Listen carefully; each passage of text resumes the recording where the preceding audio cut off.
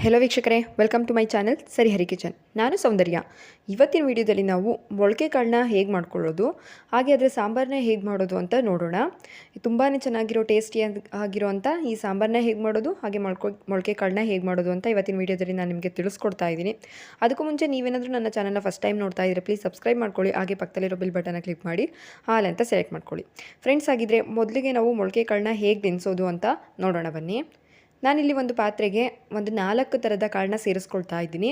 ನೀವು 4 ಥರದ ಕಾಳು ಬೇಡ ಅಂದರೆ ಒಂದೇ ಕಾಳಲ್ಲೂ ಕೂಡ ಮಾಡ್ಬೋದು. ಹೆಸರು ಕಾಳು ಅಥವಾ ಹುಳ್ಳಿ ಕಾಳು ಇದೆಯಲ್ಲ, ಅದನ್ನು ಸಪ್ರೇಟಾಗಾದರೂ ಮಾಡ್ಕೊಳ್ಬೋದು.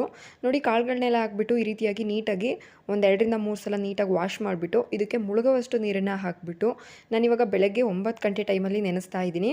ನಾನು ಇದನ್ನು ಮತ್ತೆ ಸಂಜೆನೇ ಓಪನ್ ಮಾಡಿ ನೋಡೋದು. ಸಂಜೆ ಟೈಮ್ ಹೊತ್ತಿಗೆ ಇದು ಚೆನ್ನಾಗಿ ನೆಂದಿರುತ್ತೆ. ಇದಕ್ಕೆ ಒಂದು ಪ್ಲೇಟ್ನ ಕ್ಲೋಸ್ ಮಾಡಿಬಿಟ್ಟು ಇದನ್ನು ನೆನೆಯೋಕ್ಕಿಡೋಣ. ನೋಡ್ತಾ ಇದ್ರಲ್ಲ, ಇವಾಗ ನಾನು ರಾತ್ರಿ 7 ಗಂಟೆ 8 ಗಂಟೆ ಟೈಮಲ್ಲಿ ನಿಮಗೆ ತೋರಿಸ್ತಾ ಇರೋದು. ಪೂರ್ತಿ ಚೆನ್ನಾಗಿ ನೆಂದಿದೆ, ಎಲ್ಲ ಕಾಳುಗಳು ಕೂಡ ತುಂಬಾ ಚೆನ್ನಾಗಿ ನೆಂದಿದೆ ಅಂತ ಹೇಳ್ಬೋದು. ಇವಾಗ ಇದರಲ್ಲಿ ಇರೋ ನೀರನ್ನು ನಾವು ಇಳಿಸ್ಕೋಬೇಕಾಗುತ್ತೆ. ನೀರನ್ನು ಇಳಿಸ್ಬಿಟ್ಟು ಇದನ್ನು ಮೊಳಕೆ ಕಟ್ಕೊಳ್ಳೋಣ. ನೋಡಿ, ಈ ರೀತಿಯಾಗಿ ಒಂದು ಕಾಟನ್ ಬಟ್ಟೆಗೆ ನೀರು ಇಳಿಸಿರೋ ಅಂಥ ಕಾಳನ್ನು ಸೇರಿಸ್ಕೊಳ್ಳೋಣ. ತಳವಾಗಿರೋ ಕಾಟನ್ ಬಟ್ಟೆನ ತಗೊಳ್ಳಿ, ತುಂಬ ಚೆನ್ನಾಗಿ ಮೊಳಕೆ ಬರುತ್ತೆ. ಅದಕ್ಕೋಸ್ಕರ ನೆಕ್ಸ್ಟ್ ನೋಡಿ, ಇಲ್ಲಿ ನಾವು ನೀರನ್ನು ಸೋಸಿರೋ ಅಂಥ ಕಾಳುಗಳನ್ನ ಹಾಕಿಬಿಟ್ಟು ಚೆನ್ನಾಗಿ ಈ ರೀತಿಯಾಗಿ ಟೈಟಾಗಿ ಕಟ್ಕೊಳ್ಳೋಣ. ಒಂದೇ ದಿನದಲ್ಲಿ ಮೊಳಕೆ ಬಂದುಬಿಡುತ್ತೆ. ತುಂಬ ಕಷ್ಟಪಡಬೇಕಂತ ಏನಿಲ್ಲ. ಅದು ಮೊಳಕೆ ತೆಗೆಯೋ ಟ್ರಿಕ್ಸ್ ಗೊತ್ತಿದ್ರೆ ಸಾಕು, ಚೆನ್ನಾಗಿ ಮೊಳಕೆ ಅನ್ನೋದು ಬಂದುಬಿಡುತ್ತೆ. ನೋಡ್ತಾ ಇದ್ರಲ್ಲ, ಈ ರೀತಿಯಾಗಿ ಒಂದು ಕಾಟನ್ ಬಟ್ಟೆಗೆ ಕಟ್ಬಿಟ್ಟು ಕ್ಲೋಸ್ ಮಾಡಿ ಇಡೋಣ.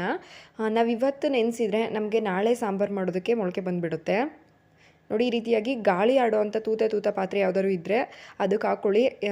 ಹೋಲ್ಸ್ ಇಲ್ಲದೆ ಇರೋ ಪಾತ್ರೆಗೆ ಹಾಕಿದರೆ ಕಾಳು ಸ್ಮೆಲ್ ಬರೋ ಚಾನ್ಸಸ್ ಇರುತ್ತೆ.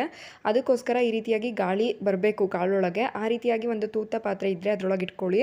ಅದರೊಳಗೆ ಈ ರೀತಿಯಾಗಿ ಸ್ಟ್ರೇಟಾಗಿ ಇಟ್ಕೊಳ್ಳೋಣ. ನೆಕ್ಸ್ಟ್ ನಾನು ಇದ್ರ ಮೇಲೆ ಒಂದು ಟವಲ್ನ ಕ್ಲೋಸ್ ಮಾಡ್ತಾ ಇದ್ದೀನಿ. ಮತ್ತು ಇದ್ರ ಮೇಲೆ ಒಂದು ಪ್ಲೇಟ್ನ ಕ್ಲೋಸ್ ಮಾಡಿಬಿಟ್ಟು ನಾನು ಓವರ್ ನೈಟ್ ಇಡ್ತಾ ಇದ್ದೀನಿ ಇದನ್ನು. ನೀವು ಮಧ್ಯಾಹ್ನನೇ ಕಾಳು ಸಾಂಬಾರನ್ನ ಮಾಡೋದಾದರೆ ನಿಮಗೆ ಕುರುಮೊಳಕೆ ಅಂತಾರಲ್ಲ ಅಷ್ಟು ಬಂದಿರುತ್ತೆ, ಅಂದರೆ ಚಿಕ್ಕ ಮೊಳಕೆ ಬಂದಿರುತ್ತೆ. ನೀವೇನಾದರೂ ಸಂಜೆ ಸಾಂಬಾರು ಮಾಡೋದಾದರೆ ತುಂಬಾ ಚೆನ್ನಾಗಿ ಮೊಳಕೆ ಬಂದಿರುತ್ತೆ ಅಂತ ಹೇಳ್ಬೋದು. ನಾನಿವಾಗ ನಿಮಗೆ ನೈಟ್ ತೆಗೆದು ತೋರಿಸ್ತಾ ಇದ್ದೀನಿ. ನೋಡ್ತಾ ಇದ್ರಲ್ಲ, ಎಷ್ಟು ಚೆನ್ನಾಗಿ ಮೊಳಕೆ ಬಂದಿದೆ ಅಂತ ಹೇಳ್ಬಿಟ್ಟು, ತುಂಬ ಉದ್ದುದ್ದವಾಗಿ ಚೆನ್ನಾಗಿ ಬಂದಿದೆ. ನೀವೇನಾದರೂ ಮಧ್ಯಾಹ್ನ ಟೈಮ್ ಸಾಂಬಾರು ಮಾಡ್ತೀವಿ ಅಂತ ಅಂದರೆ ಒಂದು ಸ್ವಲ್ಪ ಕಡಿಮೆ ಮೊಳಕೆ ಬಂದಿರುತ್ತೆ ಅಂತಲೇ ಹೇಳ್ಬೋದು. ನೋಡಿದ್ರಲ್ಲ ಎಷ್ಟು ಚೆನ್ನಾಗಿ ಮೊಳಕೆ ಬಂದಿದೆ ಅಂತ ಹೇಳಿ. ಓಕೆ, ನಾವಿವಾಗ ಇದ್ರ ಸಾಂಬಾರು ಹೇಗೆ ಮಾಡೋದು ಅಂತ ನೋಡೋಣ ಬನ್ನಿ. ಈ ಸಾಂಬಾರನ್ನ ಮಾಡೋದಕ್ಕೋಸ್ಕರ ನಾವು ಮೊದಲಿಗೆ ಒಂದು ಮಸಾಲೆ ರುಬ್ಕೋಬೇಕಾಗುತ್ತೆ. ಅದಕ್ಕೋಸ್ಕರ ನಾನಿಲ್ಲಿ ಒಂದು ಜಾರನ್ನ ತೊಗೊಂಡಿದ್ದೀನಿ. ಈ ಜಾರ್ಗೆ ನಾನು ಇಲ್ಲಿ 1 ಈರುಳ್ಳಿ, ಹಾಗೆ ಒಂದು 2 ಇಂಚಷ್ಟು ಶುಂಠಿ, 1 ಗಡ್ಡೆ ಬೆಳ್ಳುಳ್ಳಿನ ಸಿಪ್ಪೆ ತೆಗೆದ್ಬಿಟ್ಟು ಹೀಗೆ ಫ್ರೈ ಮಾಡ್ಕೊಂಡಿದ್ದೀನಿ. ಫ್ರೈ ಮಾಡಿ ಇಟ್ಕೊಂಡಿರೋ ಅಂಥದ್ದನ್ನ ಜಾರ್ಗೆ ಸೇರಿಸ್ಕೊಳ್ತಾ ಇದ್ದೀನಿ. ನಾನು ತೋರಿಸ್ಕೊಡ್ತೀರಾ ಅಂಥ ಸಾಂಬಾರು ಒಂದು ಟೈಮ್ಗೆ 8 ಜನ ತಿನ್ಬೋದು, ಅಷ್ಟು ಸಾಂಬಾರನ್ನ ತೋರಿಸ್ತಾ ಇದ್ದೀನಿ. ನೀವೇನಾದರೂ ಜಾಸ್ತಿ ಮಾಡೋದಿದ್ರೆ ಅಥವಾ ಕಮ್ಮಿ ಮಾಡೋದಿದ್ರೆ ಇದೇ ಇಂಗ್ರೀಡಿಯೆಂಟ್ಸ್ನ ಬ್ಯಾಲೆನ್ಸ್ ಮಾಡಿ ಹಾಕ್ಕೊಳ್ಳಿ. ನೆಕ್ಸ್ಟ್ ನಾನಿಲ್ಲಿ ಒಂದು ಅರ್ಧ ಹೋಳಷ್ಟು ತೆಂಗಿನಕಾಯಿ ತುರಿನ ಸೇರಿಸ್ಕೊಳ್ತಾ ಇದ್ದೀನಿ. ಹಾಗೆ ಒಂದು 3 ಲವಂಗ, 1 ಇಂಚಷ್ಟು ಶುಂಠಿನ ಸೇರಿಸ್ಕೊಳ್ತಾ ಇದ್ದೀನಿ. ನಾನು ಈ ಸ್ಪೂನಲ್ಲಿ 2 ಸ್ಪೂನಷ್ಟು ಧನಿಯಾ ಪುಡಿ, ಹಾಗೆ 1.5 ಸ್ಪೂನಷ್ಟು ಅಚ್ಕಾರದ ಪುಡಿನ ಸೇರಿಸ್ಕೊಳ್ತಾ ಇದ್ದೀನಿ. ಹಾಗೆ ಕೊತ್ತಂಬರಿ ಸೊಪ್ಪನ್ನು ಹಾಕಿಬಿಟ್ಟು ನಾವು ಇದಕ್ಕೆ ನೀರನ್ನು ಸೇರಿಸ್ಕೊಂಡು ಈ ರೀತಿಯಾಗಿ ರುಬ್ಕೊಳ್ಳೋಣ. ನೆಕ್ಸ್ಟ್ ನಾನಿಲ್ಲಿ ಒಗ್ಗರಣೆ ಹಾಕೋದಕ್ಕೋಸ್ಕರ ಒಂದು ಕುಕ್ಕರ್ ಇಟ್ಟಿದ್ದೀನಿ. ಅದಕ್ಕೆ ಒಂದು 2ರಿಂದ 3 ಟೇಬಲ್ ಸ್ಪೂನ್ ಎಣ್ಣೆನ ಹಾಕಿದ್ದೀನಿ. ಎಣ್ಣೆ ಕಾಯ್ದ ನಂತರ ಇದಕ್ಕೆ ಸಾಸಿವೆನ ಸೇರಿಸ್ಕೊಳ್ಳೋಣ. ಸಾಸಿವೆ ಸಿಡಿದ ನಂತರ ನಾನು ಈರುಳ್ಳಿ ಹಾಗೆ ಕರಿಬೇವಿನ ಸೊಪ್ಪನ್ನು ಕೂಡ ಸೇರಿಸ್ಕೊಳ್ತಾ ಇದ್ದೀನಿ. ಸೇರಿಸ್ಬಿಟ್ಟು ಇದೆಲ್ಲ ಫ್ರೈ ಆಗೋವರೆಗೂ ಲೈಟಾಗಿ 1 ನಿಮಿಷ ಫ್ರೈ ಮಾಡ್ಕೊಳ್ಳೋಣ. ಇದೇ ರೀತಿಯಾಗಿ ಫ್ರೈ ಆದ ನಂತರ ನಾನು ಇದಕ್ಕೆ ಒಂದು ಸಣ್ಣದಾಗಿ ಹೆಚ್ಚಿಟ್ಕೊಂಡಿರೋವಂಥ ಟೊಮೊಟೊನ ಸೇರಿಸ್ಕೊಳ್ತಾ ಇದ್ದೀನಿ. ನೋಡಿ, ಈ ರೀತಿಯಾಗಿ ಟೊಮೊಟೊ ಕೂಡ ಸೇರಿಸ್ಕೊಬಿಟ್ಟು ಟೊಮೊಟೊ ಸಾಫ್ಟ್ ಆಗೋವರೆಗೂ 1-2 ನಿಮಿಷ ಫ್ರೈ ಮಾಡ್ಕೋಬೇಕಾಗುತ್ತೆ.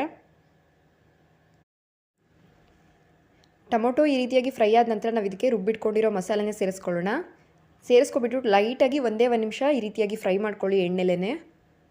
ನೋಡ್ತಾ ಇದ್ರಲ್ಲ, ಈ ರೀತಿಯಾಗಿ ಫ್ರೈ ಆದ ನಂತರ ನಾವು ಇದಕ್ಕೆ ಏನು ಮೊಳಕೆ ಕಟ್ಟಿಟ್ಕೊಂಡಿರ್ತೀವಲ್ಲ ಆ ಕಾಳನ್ನು ಸೇರಿಸ್ಕೊಳ್ಳೋಣ.